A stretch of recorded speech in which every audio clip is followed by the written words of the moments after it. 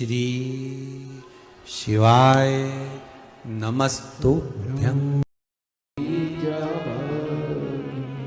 आप चाबी का काम अंदर तक पहुंचकर ताले को खोलने का है।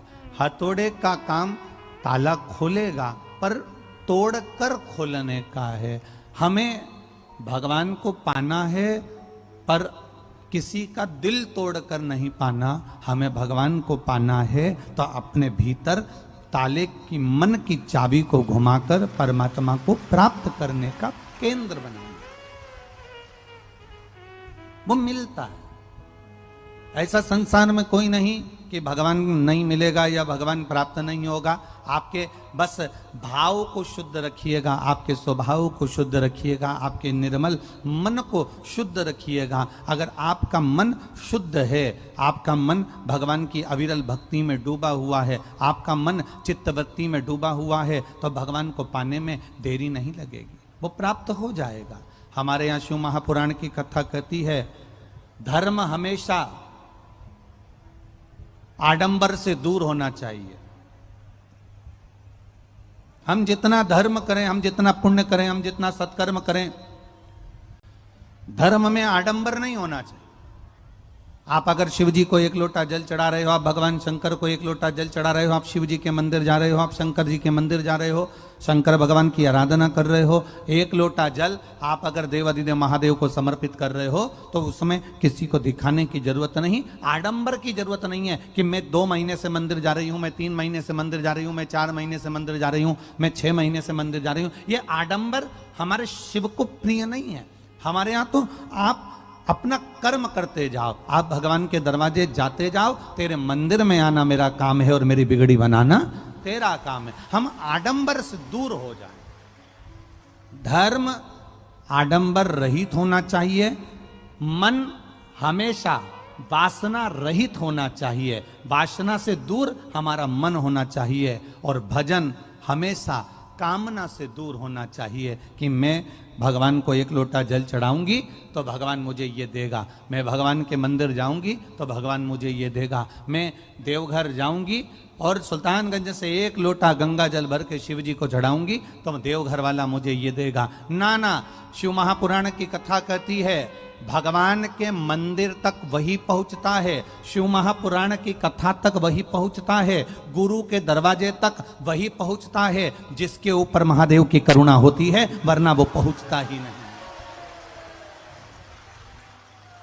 अगर आप देवघर तक जा रहे हो, आप अगर सुल्तानगंज तक जा रहे हो, आप एक लोटा गंगा जल भरकर महादेव को चढ़ा रहे हो तो समझ लेना शिव ने आपको याद किया है। आप अगर शिव महापुराण की कथा तक खगड़िया गांव तक आए हो, इस बिहार की पावन धरा पर शिव महापुराण की कथा को श्रवण कर रहे हो तो समझ लेना कि देवाधिदेव महादेव ने याद किया है। आप रिमोट पकड़कर टीवी के चैनल चेंज करते करते एकदम शिव महापुराण की कथा पर आकर रुक गए हो, समझ लेना कि भगवान शंकर ने याद किया है। आप मोबाइल पर व्हाट्सएप चलाते चले, फेसबुक चलाते समय, यूट्यूब चलाते समय आपको अगर शिव महापुराण का एक कोई छोटा सा संवाद 30 सेकंड की अगर क्लिप भी सुनने को मिली है तो समझ लेना शंकर जी ने आपको याद करा है, तो हमको शिव का कोई मैसेज मिला है, शंकर भगवान की कोई कथा मिली है। आप कथा के पंडाल में बैठे हो तो ये विश्वास मानकर चलना कि भगवान शिव ने हमको याद किया इसलिए यहां बिठा दिया, वरना ये 2 बजे से 5 बजे तक तो अपने घर पे बैठे रहते हैं। एसी का रूम, कूलर, साथ में थोड़ा थोड़ा चाय, और अगर जोरदार भोजन हो गया होगा तो पेट भरकर भोजन करके आराम से बैठे मिलते। कौन यहां पर ये धूप में आराम से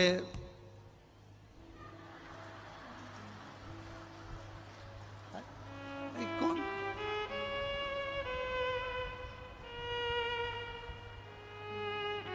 अरे बोलो तो जम के यहां बैठ के कौन पंखा हिलाता रहता है?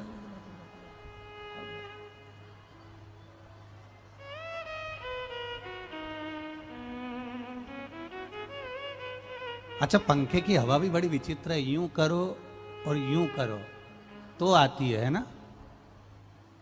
तो भगवान की भक्ति की हवा भी ऐसी है, घर छोड़कर महादेव तक जाओ और महादेव से वापिस घर आओ, भगवान करुणा कर ही देता हवा की तरह। शिव है, कौन यहाँ बैठा रहे? अपने अपने घर में पंखा लगा, अपने अपने घर में कूलर लगा, अपने अपने घर में एसी लगा, अपने अपने घर में बढ़िया भोजन, बढ़िया चाय, समय पर भोजन। 2 बजे का समय, ये तुम्हारा कोई पंखा हिलाने का समय है? यहाँ तो तुम आराम से चकाचक सो रहे होते या फिर कोई कार्य में लगे होते। तुम कौन यहाँ पर बैठे रहते? ये तो मेरे देवाधिदेव महादेव ने तुमको याद किया और पकड़ कर यहाँ तक लिया आए, तो तुम यहाँ बैठे हो। ये शिव की करुणा है। तेरी कृपा बिना ना हिले एक भी अणु, और लेते हैं श्वास तेरी कृपा से तनु तनु। हे गंगाधार मुक्ति द्वार ओमकार तू, भोले ओमकार तू। आयो शरण तिहारी शंभु तार तार तू।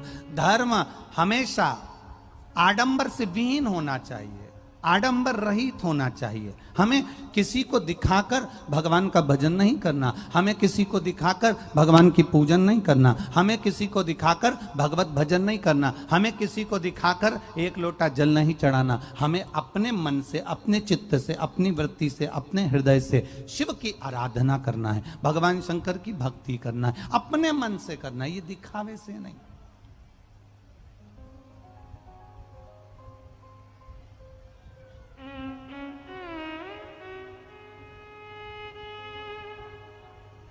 ये मन बड़ा चंचल है, कैसे तेरा भजन करूं। बैठोगे मन थोड़ा डोलेगा। आप कथा के पंडाल में भी बैठने आए हो ना, तो भी मन डोल जाएगा। यहां बैठूं कि वहां बैठूं, वहां बैठूं कि वहां बैठूं, मन डोल रहा है। फिर इधर से विचार करा, महाराज तो दिख ही नहीं रिया। अब घूम फिर के इधर आया, और इधर आने पर भी महाराज नहीं दिख रिया, तो उधर गया।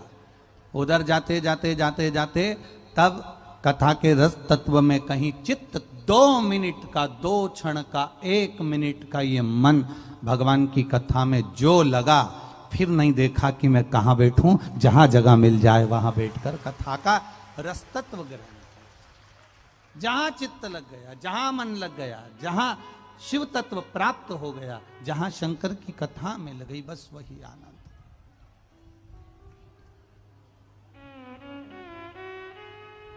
रिझाओ शिव को। शिव कथा कहती है, शिव महापुराण की कथा वर्णन करती है। 2 तरह की गाड़ी होती है।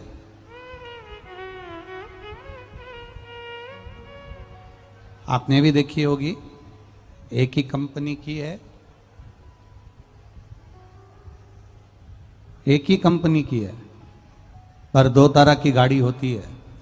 एक गाड़ी जिसके अंदर आप बैठे और खटका दबाया और कांच ऊपर चढ़ गया, खटका दबाया और कांच नीचे, बोलो बोलो जम के बोलो, हो गया।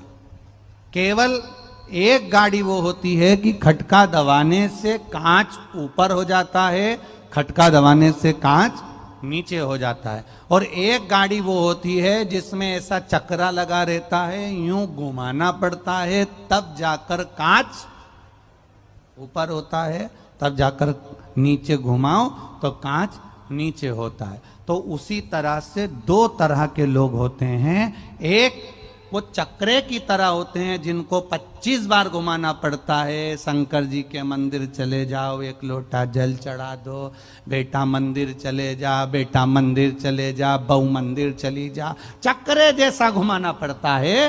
तब जाकर वो कांच चढ़ता है, तब जाकर वो मंदिर की सीढ़ी चढ़ती है। और कोई कोई ऐसा होता है खटके की तरह, बस कथा में बैठा और उसी दिन से खटका दबा कि मुझे कल से मंदिर जाना है और शिव को जल चढ़ाना, खटके की तरह चढ़ गया।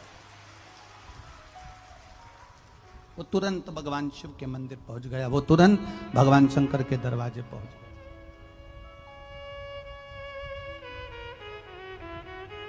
कांच 2 तरह के, एक कांच को घुमाना पड़ रहा है और एक कांच में खटका लगा हुआ है, खटके वाला तुरंत चढ़ जाता है, तुरंत उतर जाता है। एक मनुष्य वो होता है जो आस्था चैनल पर कथा सुन रहा है, फेसबुक यूट्यूब पर कथा सुन रहा है, मोबाइल में कथा सुन रहा है, यहाँ पंडाल में बैठकर कथा सुन रहा है, उसकी चित्तवृत्ति में थोड़ी सी देर की अगर कथा आती है, 10 मिनट 5 मिनट 15 मिनट 20 मिनट की वो कथा अगर श्रवण कर लेता है तो उसके चित्त में आ जाता है कि मुझे क्या करना है, मुझे शंकर भगवान को बेलपत्र कैसे चढ़ाना है, मुझे शिव जी का गुणगान कैसे करना है, मुझे शंकर का स्तवन कैसे करना है, मुझे शंकर भगवान के मंदिर कैसे जाना है, मुझे दुर्वा कैसे चढ़ाना है, मुझे 5 बेलपत्र कहाँ चढ़ाना है, मुझे भगवान शंकर को पुष्प कहाँ चढ़ाना है। उसकी चित्तवृत्ति में यह कथा रम जाती है।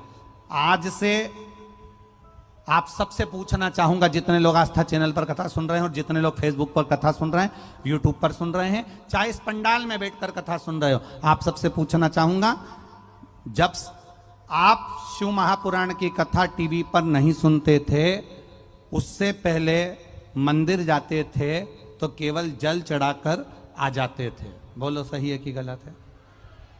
अब कथा सुनते सुनते तुम्हारे मन में यह आ गया कि यहाँ बीच में अशोक सुंदरी की जगह है, यहाँ गणेश जी हैं, यहाँ कार्तिकेय जी हैं, यहाँ माता पार्वती जी है, शिवलिंग में शंकर है, ऊपर से जो जल गिरता है वो शिव जी की 5 बेटियां जया, विषहरा, शामरी बारी, दौतली और देव है। नंदी का महत्व क्या है, डमरू का महत्व क्या है, सर्प का महत्व क्या है, त्रिशूल का महत्व क्या है, त्रिपुंड का महत्व क्या है, एक बेलपत्री की डंडी में कहाँ 33 कोटि देवता होते हैं, एक बेलपत्री के अंदर कहाँ 64 योगिनियां होती हैं, एक बेलपत्री के अंदर कहाँ ब्रह्मा, कहाँ विष्णु और कहाँ महादेव विराजमान होते हैं, एक दुर्वा में क्या क्या रहता है, ये हमको शिव महापुराण की कथा जब से हमने सुनना चालू करी तब से हमारी चित्तवृत्ति में बैठ गया कि शंकर को रिझाने का तरीका क्या है, शंकर को मनाने का तरीका क्या है।